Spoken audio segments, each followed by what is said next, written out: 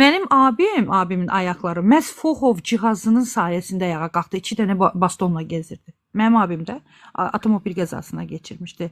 2 dəfə, 3 dəfə əməliyyat olmuşdu ayaqlarından. Və yürüyəməyərdi.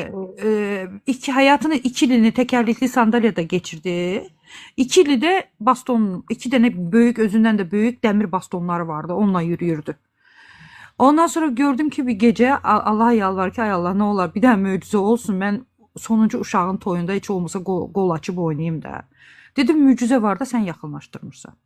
Dedi sən dəlisən, gic. Sən özü inandırmısan, elə milləti də onu. Dedim ki sən masajçı gəldi evə, fizioterapist gəldi. Day sənə yatırmadığımız klinik qalmadı. Ne oldu? Niyə yeriyə bilmirsən? Niye yeri? Bütün gün ödem 5 dakika oturursan ayağın ödem olur, şişir. Gel inat eləmə bunu eləyək. Və mən getdim hemen ofisdən aldım, getirdim cihazı. Mən çünkü şeydən gəlmişdim, yoldan gəlmişdim. Məndə cihaz yox idi. Getdim, xahiş elədim, ofisdə bir dəsəni aldım, gətirdim. Olduğum müddətdə, yəni onlar da qardaşım yerdə olduğum müddətdə mən buna büyük boylu boyuna buna masaj elədim cihazla. Ondan sonra gördü ki, hə. Dedim gördün, öz danışdığın özünə qaldı. Amma mən də çox mutluyam ki, bunu sənə elədim və bugün də sən hələ heç bir sıkıntısı yoxdur, bilirsiniz?